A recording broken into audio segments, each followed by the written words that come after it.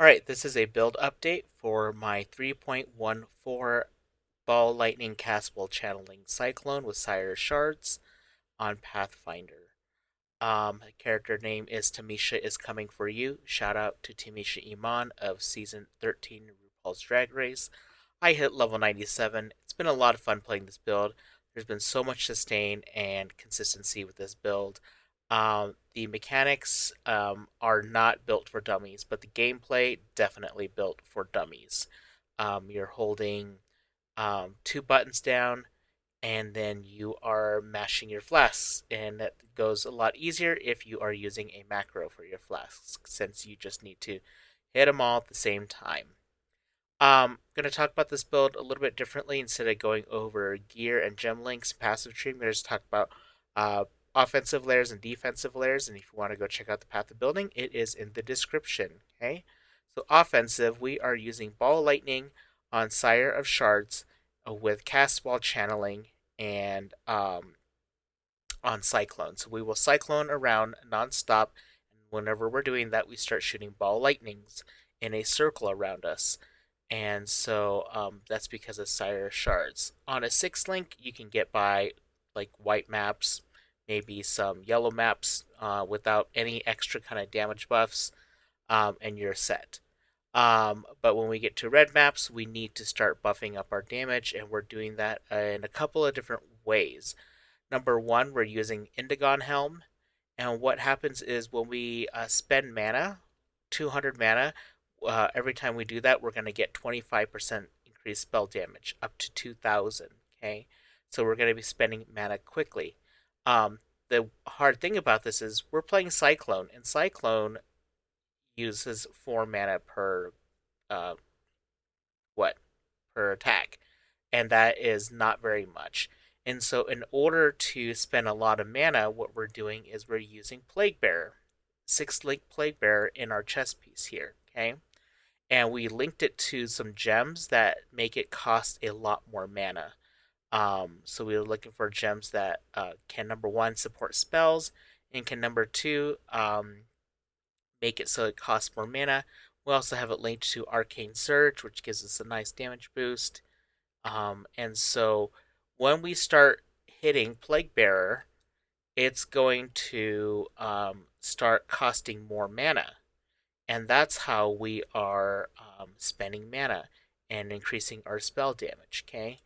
The downside is there's a cooldown. It's 1 second. It's not that long, so it's not that bad.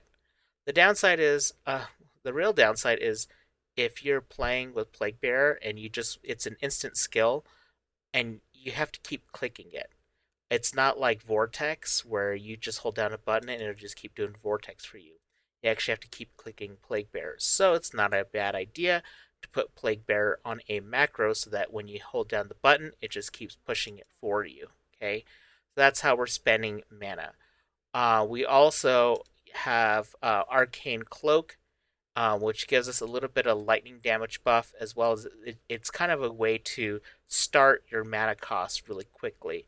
So let's say I'm just spamming Plague Bearer. As soon as I hit Arcane Cloak, it's gonna boost that number, the cost of mana by a lot more because Arcane Cloak is gonna spend a bunch of mana for us. So that's one way we're stacking a lot of damage is by using Indigon Helm and by spending mana.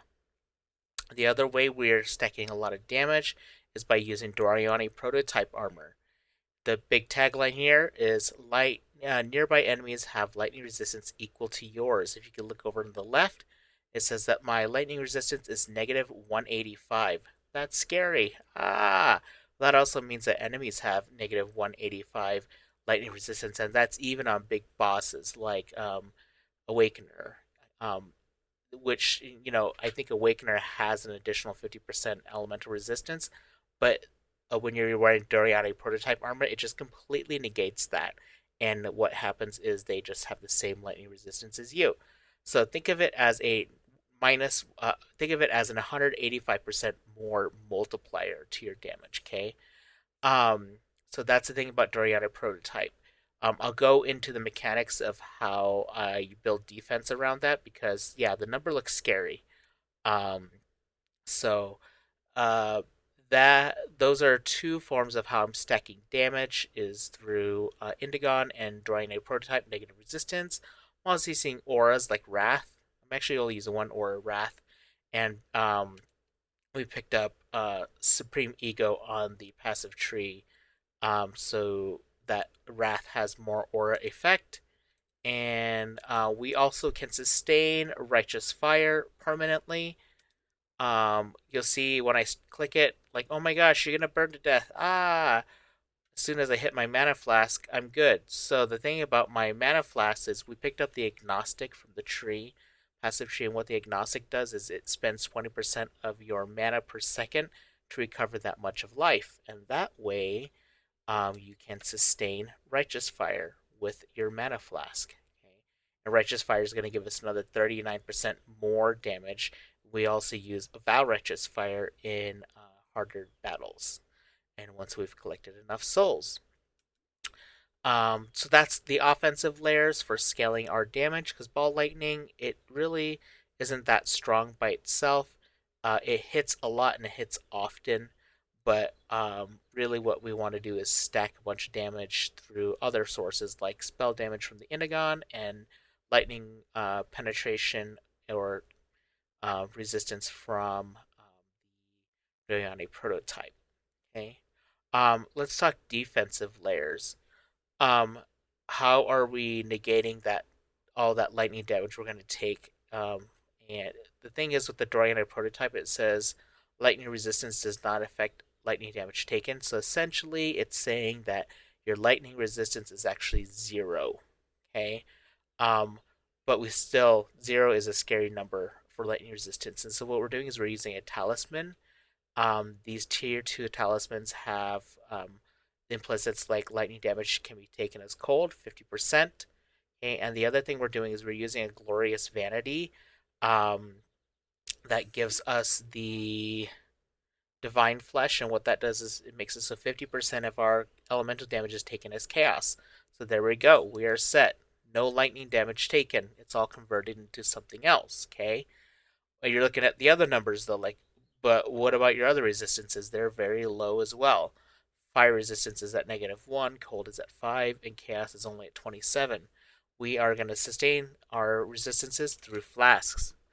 Okay? And since we're Pathfinder, those flasks fill up fast and they last longer, and we have max res as soon as we hit those flasks. Okay? So that's how we are um, mitigating a lot of the elemental and chaos damage that we're taking is through our flasks. And we have 100% uptime of those flasks because of Pathfinder Ascendancy. Um, Again, we are recovering a lot of life by using the Agnostic from the passive tree. So whenever we have our mana flask going, it's going to recover our life as well.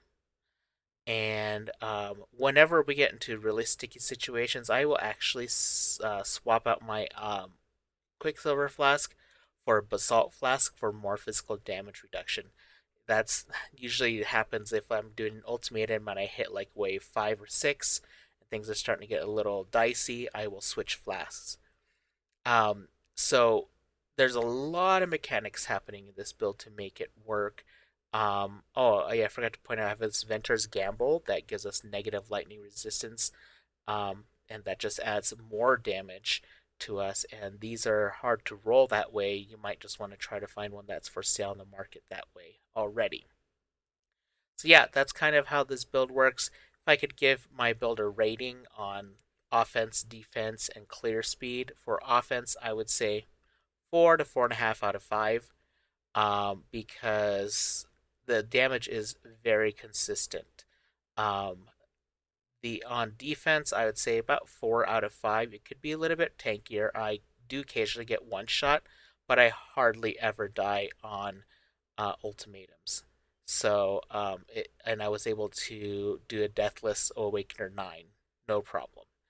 As far as mapping and clear speed goes, I'd say 4.5 out of 5 maybe. It's not zoom zoom like a auto bomber or things like that, but it is consistent. You will just cyclone through things and demolish packs that way.